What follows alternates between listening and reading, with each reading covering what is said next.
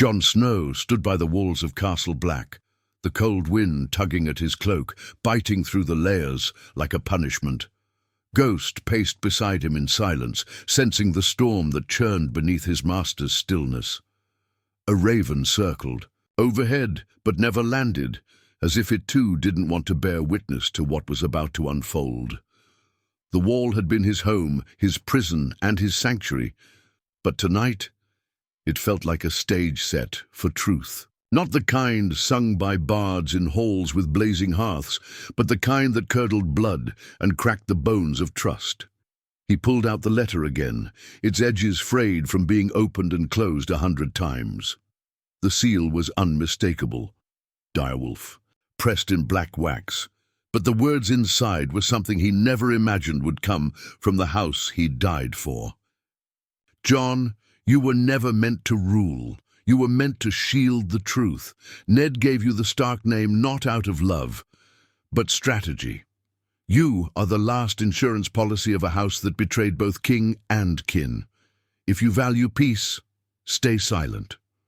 It had arrived 2 nights after Bran had left for the south, silent and unblinking as always, burdened with visions and truths he never asked for. Jon didn't know what scared him more, what was in the letter, or the fact that deep down it made too much sense. His entire life had been framed by the lie that he was a bastard, a shame he carried like armor, but now that shame felt orchestrated, as though someone had needed him to believe it. He remembered Ned, his quiet voice, the solemn promise he made to his mother, whoever she truly was. He never looked Jon in the eyes when he spoke of her. There was love, yes, but there was fear too. Now Jon understood. It wasn't Robert Baratheon they feared. It wasn't even the truth of his parentage. It was what that truth covered up, that the Starks had made a deal decades ago with the Mad King's spy master to keep their position secure, no matter who ruled. His birth was part of that bargain. Rhaegar Targaryen and Lyanna Stark hadn't eloped out of love. That tale was the softer version for those who needed hope. No, Lyanna had been traded like a pawn to settle debts between enemies. Rhaegar needed leverage. The Starks needed protection, and a child born of both houses was the perfect cover story. What terrified Jon the most was how many people must have known. Maester Luwin, silent. Benjen Stark, disappeared before any questions could be asked. Even Sam, kind, loyal Sam, seemed hesitant when he first spoke of Jon's true parents. Had he read something else in the scrolls? Something he'd kept hidden? Jon felt the shift in his chest, something colder than the North's winter. It wasn't sorrow or grief. It was betrayal, not by enemies, by family. The family who raised him on a lie and offered him to the Night's Watch like a sacrifice no one would miss. "What do I do now, Ghost?" he whispered, stroking the direwolf's thick white fur. Ghost didn't answer. He never did. From the darkened woods near the tree line, a figure emerged slowly. It was Arya, her face unreadable, but her eyes burned with questions. She didn't flinch as she approached. "You read it too," Jon said, not needing to ask. "I did. And it explains a lot," she paused. "About Father, about you, about why things never made sense." Jon turned toward her. "And do you hate me for what I am?" Arya shook her head. "I don't hate you for what you are. I hate them for what they did." Jon nodded. There was no comfort in her words, only confirmation. "They didn't just lie to protect you," she said. "They lied to everyone. They buried the truth to protect their own power. You were born not out of love, but out of strategy." Jon looked toward the wall again. "Then maybe it's time I started acting like a Stark, just not the kind they raised me to be." The wind howled louder that night, as if the wall itself groaned under the weight of centuries-old secrets. Jon Snow didn't sleep. He stood in the war room, hands braced on the old stone table carved with maps of Westeros, though his eyes weren't focused on any region. Arya sat silently across from him, her dagger resting between her fingers like an extension of her soul. She hadn't spoken since they left the wall's edge. She didn't need to. The silence between them was its own language now, one shaped by betrayal. "Their legacy is built on a lie," Jon finally said, "and I was the lie they built it on." Arya's voice was low but sharp. "You were their excuse, their scapegoat, their fail-safe. They wrapped you in shame so no one would question your presence." He paced slowly. "Ned, father." He wasn't cruel, but he was calculating. He raised me in his shadow, gave me scraps of affection, enough to keep me loyal, but never enough to ask questions. Arya nodded. "And he made sure Catelyn hated you. That kept you isolated, kept you from seeing too much." Jon stopped and turned toward her. "You think Mother knew?" "Not everything," Arya said, "but enough. Enough to understand you weren't just some tavern mistake. That's why she never forgave you for existing." Jon felt a bitter taste rise in his throat. All the times Catelyn had looked through him like he wasn't there. All the love she gave to Robb, to Sansa, even to Bran and Rickon, but not him, never him. Now he knew it wasn't anger. It was fear. Fear that he'd expose everything. Arya stood. "You can't stay here." Jon raised an eyebrow. "Where would I go?" "South," she replied, "to the source, King's Landing. If you want to uncover what they did to you, what they built, you need to dig up what they buried.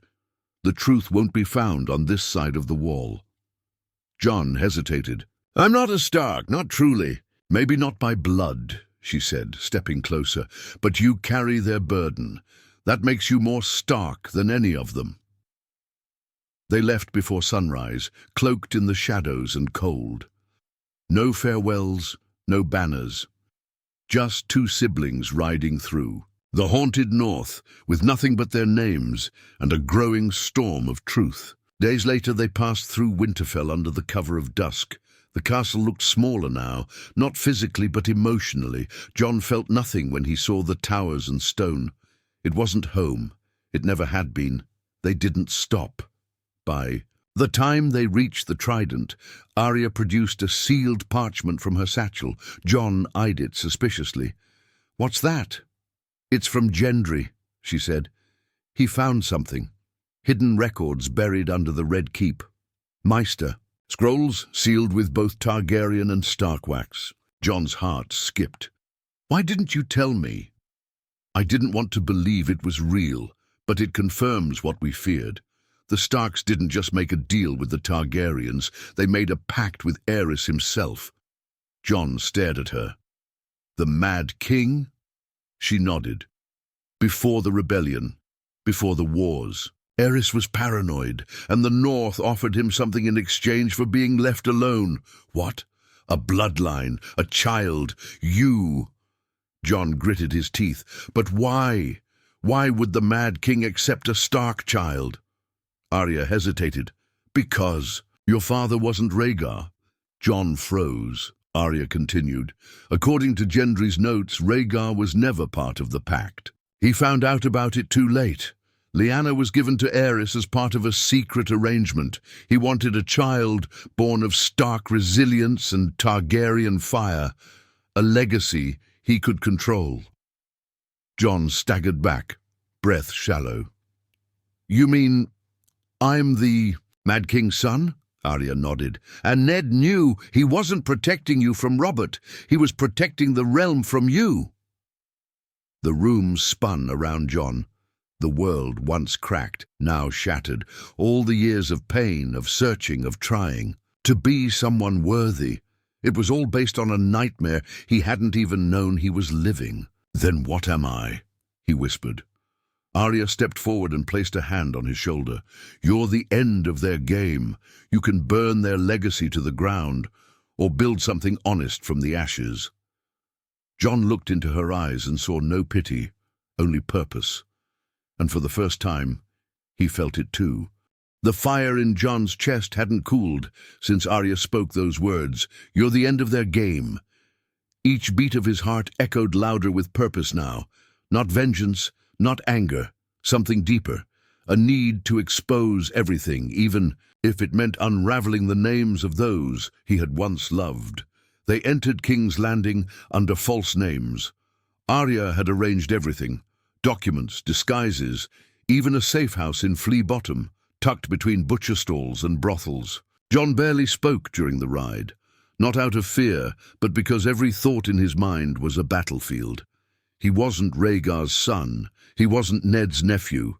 He was the bastard of Aerys Targaryen, the mad king who had burned men alive, and begged to watch cities scream. The irony was cruel.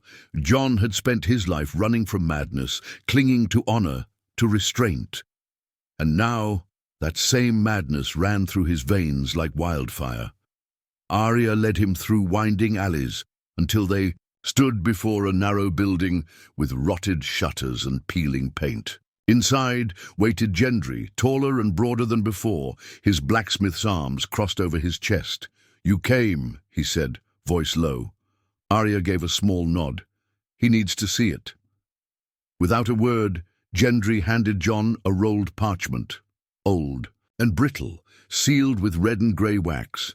The Stark sigil pressed into one side, the three-headed dragon into the other. Jon unrolled it carefully. The ink was faded but legible. "By the will of House Stark and under the shadow of fire, a child shall be born from the line of ice and madness. He will carry no name but serve all names, for his purpose shall be sacrifice. In exchange, House Stark shall be granted peace, untouched by flame or war, so long as the boy lives without truth. Signed Aerys to Targaryen and Rickard Stark." Jon stared at it, hand trembling. "They offered me, like a hostage, a living contract." Gendry nodded. "It's not the only one. There are more. Sealed agreements, hidden in the catacombs of the Red Keep. Most were destroyed when Robert took the city, but some were hidden by those who knew the war wouldn't end truth." Arya added, "That's why Ned lied, not just to protect you from Robert, but to protect the deal, to protect the North." Jon looked between them. "So everything I did, dying for the Night's Watch, fighting the White Walkers, bending the knee to Daenerys, all of it was just a continuation of their plan?" "No," Arya said. "You chose those paths, but you were guided into them, shaped for them." Jon slumped into a chair, exhausted. "They raised me to be a martyr." "No," Gendry said slowly. "They raised you to be leverage." That word struck like a blade. Leverage, not son, not nephew, not brother, a tool. And suddenly it all made sense. The indifference from Catelyn, Ned's carefully measured affection, Benjen's sudden departure, Maester Luwin's evasive answers. Even Sam, who had sworn he found the truth in old scrolls, never told the full story, because the full story was poison. "I have to speak to Bran," Jon said at last. Arya frowned. "Why?" "Because he knows. He's seen it. If anyone has the whole picture, it's him." Gendry stepped forward. "He's not the boy we knew anymore. He's something else. Something watching." "I don't care," Jon said, rising. "He owes me the truth. No more riddles, no more silence." They rode for Riverrun the next day, where Bran had established a temporary seat of council. The kingdom was in chaos, with Daenerys gone and the Seven Kingdoms fractured into uneasy alliances. Bran's position as king of 6 kingdoms hung by a thread. But Jon didn't care about crowns or courts. He cared about truth. When they arrived, Bran was waiting for him, alone, in the great hall, his pale eyes staring not at Jon, but through him. "You know why I'm here," Jon said. Bran nodded. "Yes." Jon stepped forward, voice tight. "Did you see it all?" "I did." "And you never said anything." Bran looked almost sorrowful. "Because some truths destroy more than they heal." Jon clenched his fists. "You watched me walk into death for a family that used me like a coin, and you said nothing?" Bran's voice was calm. "Because you had to become who you are now to survive what's coming. "There's nothing coming," Jon snapped. "The war's over. The Night King is gone. Daenerys is dead. It's done." Bran blinked slowly. "No, it isn't." The silence was deafening. "What do you mean?" Jon asked. Bran whispered, "The child of ice and madness was never meant to survive the first flame. You did. That changed everything." Jon's breath caught. "So, what now?" Bran met his eyes finally. "Now they'll come for you. The South, the Faith, the remnants of Targaryen blood loyalists, because now you're the last claim that matters." And just like that, Jon understood. He wasn't just the last Targaryen. He was the wrong one. Jon stood frozen, his breath caught between fury and dread. He had come to Riverrun seeking answers, but Bran had given him something far worse, a prophecy cloaked in inevitability. If he was the child of ice and madness, then the kingdoms would never let him rest. No matter how far he ran, how deeply he buried the truth, someone would always come looking to exploit him or to kill him. Arya's hand landed on his shoulder. "So now what? We just wait until someone decides to put a knife in your back?" Bran's pale eyes didn't waver. "No, he doesn't wait. He chooses." "Chooses what?" Jon snapped, tired of riddles and half-truths. "To burn it all down," Bran said flatly, "or to build something real, something untouched by their lies." Jon laughed bitterly. "You talk about building, but with what? A bastard name and the blood of a madman?" Bran stared. "You have something they all lost, a conscience. That's why they all fear you." Jon turned and walked away, the echo of his boots swallowed by the old stone walls of Riverrun. He needed air, space, anything but this suffocating truth. Outside, the river ran dark and fast. Arya followed him quietly. "You always wanted to be one of them," she said gently. "A Stark, a name, a place. You thought it was about blood, about being part of something." He didn't speak. "But it was never about that. You were more Stark than any of them, because you fought for people who'd never fight for you." He turned to her. "And now? Now you stop fighting for ghosts," he sighed. "I don't know who I am anymore." "Good," Arya said, "because now you get to decide." That night, a raven arrived bearing a message, not from a lord or a maester, but from the Faith of the Seven. A formal summons to King's Landing, cloaked as an invitation for peace and restoration.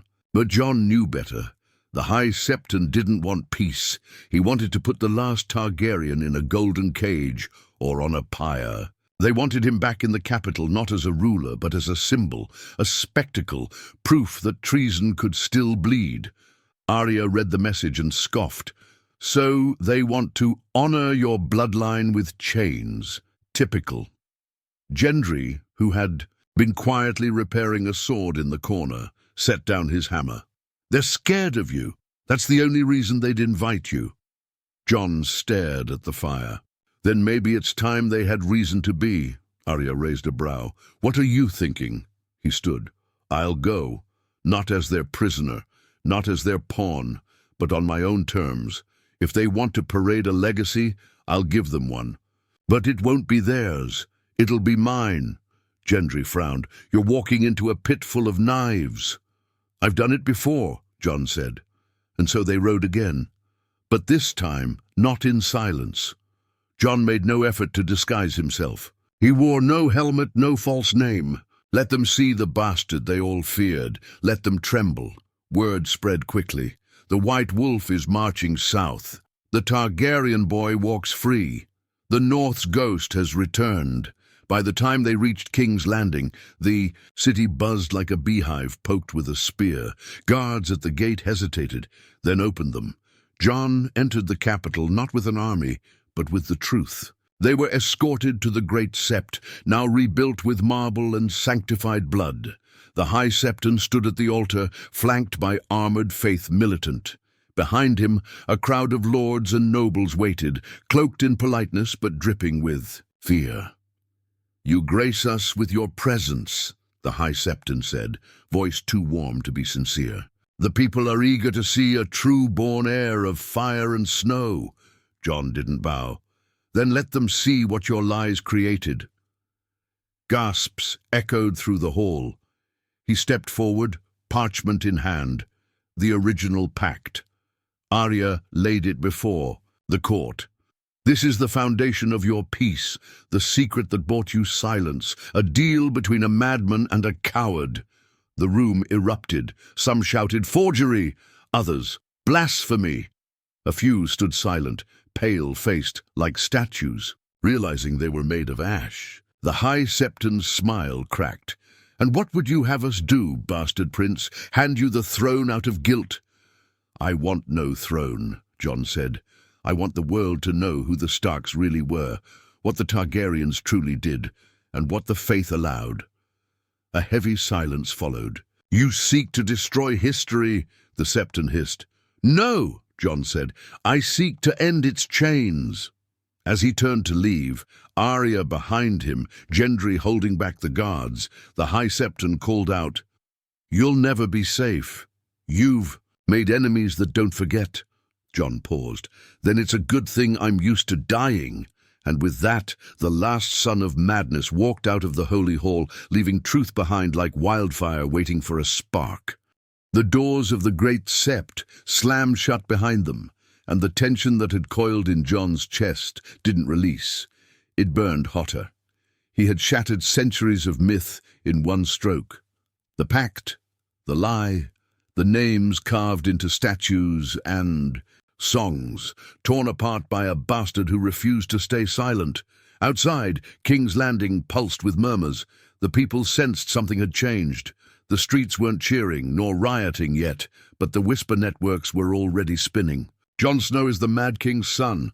The Starks made a pact with the dragon. The faith has blood on its hands. Arya glanced at him as they mounted their horses. That was bold. Jon didn't respond. His eyes remained locked on the city ahead, on the Red Keep looming like a monument to everything false. You know they'll come after you now, she added. I'm counting on it. They rode to a safe house on the edge of the city, near the burned-out remains of the dragon pit. It was quiet there, scarred by Daenerys' last dragon, but mostly forgotten. Fitting. A place where dreams of rule had died before. Gendry was already inside, spreading out maps, notes, and ledgers stolen from the bowels of the city over the years. They're mobilizing already, he said. The Gold Cloaks are increasing their numbers. The Faith Militant is calling reinforcements from Old Town. They're not going to let you leave quietly. Then we don't leave, Jon said, pulling off his gloves. We show them what legacy really looks like. Arya tilted her head. Explain. Jon walked to the fire, holding out his hands as if the flames might calm his thoughts. They think legacy is bloodlines and thrones, but it's not. It's memory. It's what people believe long after you're gone. And what do you want them to remember about you? Arya asked. That I tore down everything that used me. Gendry stepped forward. You're talking about revolution. I'm talking about truth, Jon said. If they want a war to protect their lies, I'll give them one. They spent the next 2 days in planning. Not with swords or armies, but with ink, ravens, and words. Arya and Gendry worked through the night, sending scrolls across Westeros, copies of the pact, of the sealed Stark Targaryen agreement, of the faith's complicity. Every major house would see them. Every maester would be forced to read them aloud. They wrote letters to Dorne, to the Vale, to the Iron Islands, not pleading for support, daring them to confront the truth.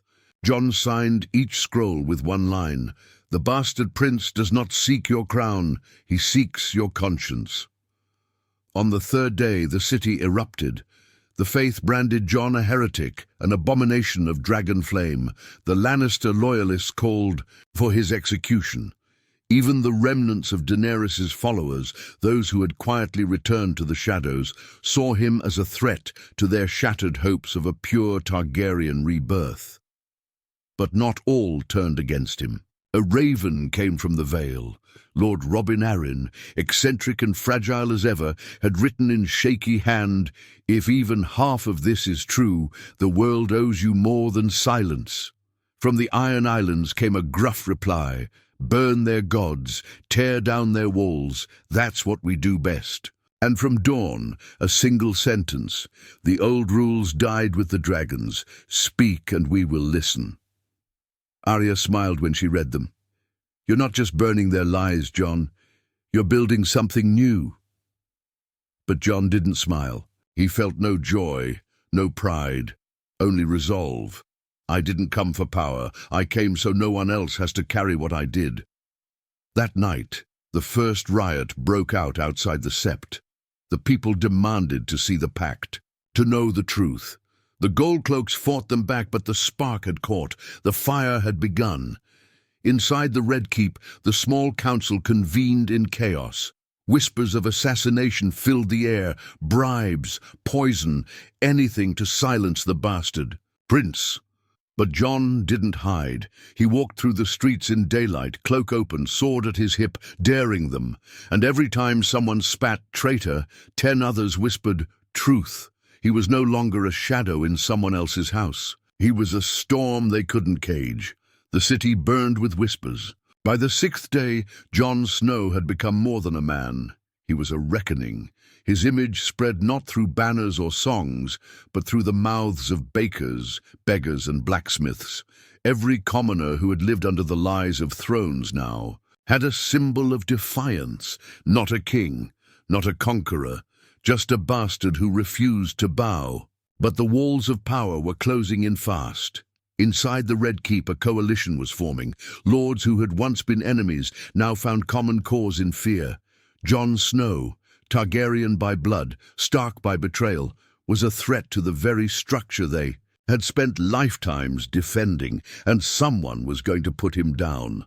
That night, Jon stood atop a crumbling tower in Flea Bottom. The city stretched below him like a festering wound.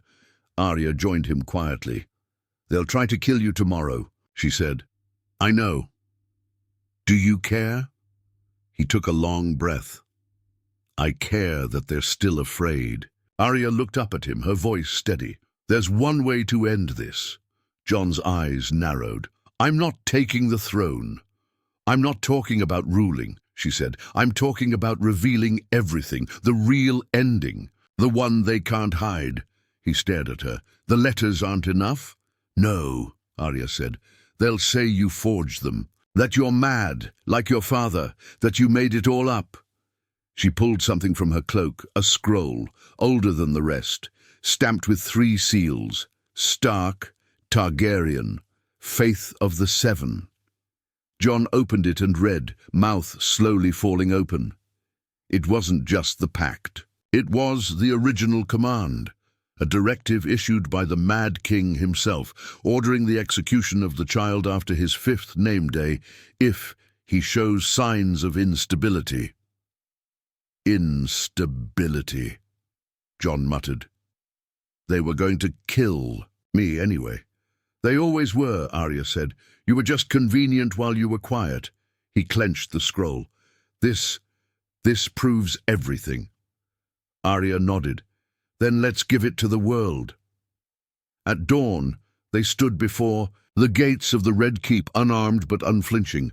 Jon held the scroll high and called out, voice louder than war horns. "You claim to love peace. You claim to serve gods and thrones. Then come out and answer to truth." At first, silence. Then doors opened, and the High Septon stepped forth, flanked by knights, his face unreadable. Jon held out the scroll. "The people deserve to know that everything built here, every crown, every war, every marriage, was built on betrayal, on child trafficking, on murder in waiting, on lies." The Septon's jaw twitched. "What do you want, Jon Snow?" "To end it," he said, "not with blood, but with exposure." Behind them the crowd gathered, thousands strong, silent, tense. "Read it," Jon said. "Let them hear it from you." The Septon looked Around, realizing escape was impossible, power had shifted. The crowd wasn't just watching, it was judging. His voice cracked as he read the scroll aloud, and with every word, the illusion of legacy crumbled. When he finished, the silence was a scream. John stepped forward. No more kings who lie, no more gods who hide, no more families who trade children like coin. The crowd roared, not in hatred but in release. Generations of silence finally shattered. In the days that followed, the faith fell. Nobles fled the capital. The Red Keep was seized not by force, but by public demand. A council of cities formed, led by voices from all classes, all regions, and Jon Snow. He vanished. Some said he returned north beyond the wall to live out his days in peace. Others claimed he joined a secret order to protect the new realm from the shadows. A few whispered he died that night and became something else, something immortal. But what mattered wasn't where he went. It was what he left behind. A kingdom that could no longer pretend, a name that couldn't be silenced, and a truth that outlived them all. The bastard prince, the end of legacy.